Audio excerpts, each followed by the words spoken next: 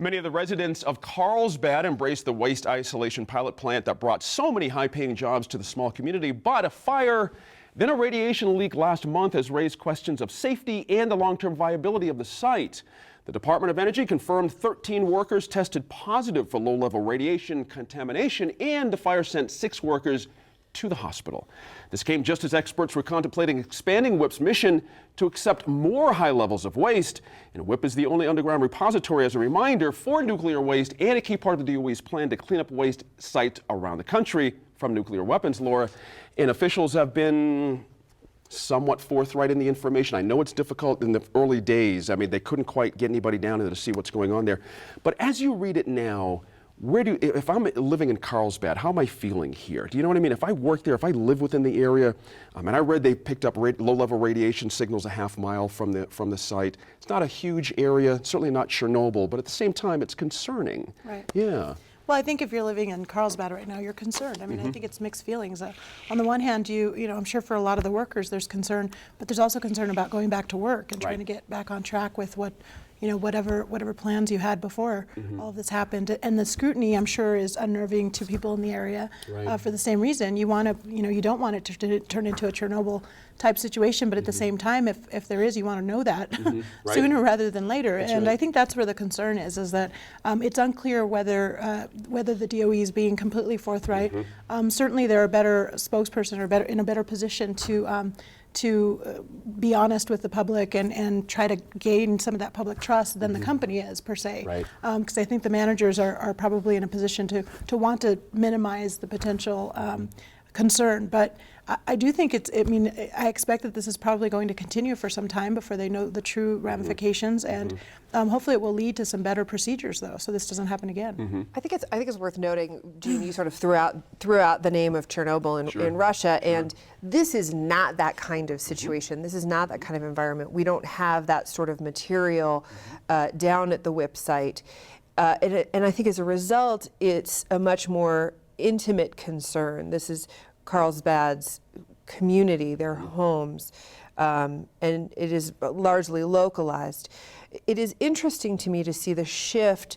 Carlsbad, in the aggregate, has always been extremely boosterish for WIP. There was this strong push from Representative Pierce and others to expand the mission there, and I think there is now a note of caution about that was not present in a large sense before. That's a good point. Jim Monteleone, Sophie's point is interesting. You think back to the early days of this, a lot of folks were just flat out convinced this was just a Trojan horse to get more hot stuff down there eventually. It wasn't going to be just gloves and uniforms and masks and barrels. It had a bigger mission. To Sophie's point, where does that stand now? Folks, confident? Even 10 years down the road, they're putting high-level stuff down there might be an issue. No, I mean there is a lot of concern. Even just looking back to last year when Steve Pierce's effort to expand the kind of waste that was accepted, I mean that was passed by the House, and it got a lot of hesitancy in the Senate. Our senators, Senator Udall and Senator Heinrich, were.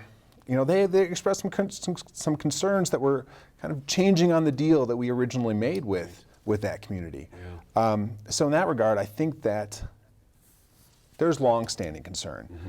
We've just added it. We've added more to that list. Sure. Tom, as we sit here, I haven't seen anything, but I'm waiting for they're sending some robots and cameras and things to find out what's going on.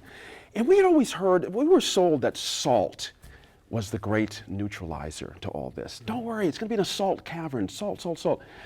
I mean, it's almost like, what do we know? What do we don't know? I don't know how this all works. Like, assuming the worst here, do they just collapse the room with salt? I mean, how does that all work? It's very interesting. Well, and there have been a number of great stories. In fact, the lack of communication that WIP has had on this issue has been made up by the great coverage from, Albuquerque Journal, KRQE, KOAT, and having been down in the caverns when I recovered it as a reporter from Channel 7, that salt is very elastic. So there is one particular strategy, according to WIP, could be just to let it collapse in on itself and let it seal itself. That was one of the great things, that was the great selling points with WIP, was that don't worry, it's salt, it'll collapse and seal it forever and ever. Sure. The challenge is, and to go back to the point that was raised earlier, it's not Chernobyl, it's not Fukushima, but you know what? WIP should be reacting as if it is.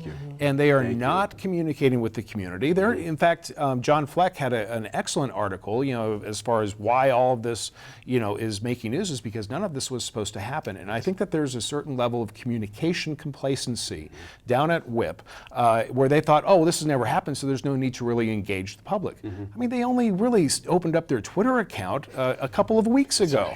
And if that doesn't say complacency, I don't know what does. And so, shame on WIP for not really communicating with what's going on. And if WIP doesn't expand its mission, it's WIP's own fault. Jim, the senators are asking for more air monitors, 15 more to get around the community. That's a great start, so folks can know what's going on. But you can't just plug them in, and just know what's going on overnight. I got to say again, if I'm a resident, what do I need? If you were a resident, what would you need to hear to feel better about things going down there? Is it just information?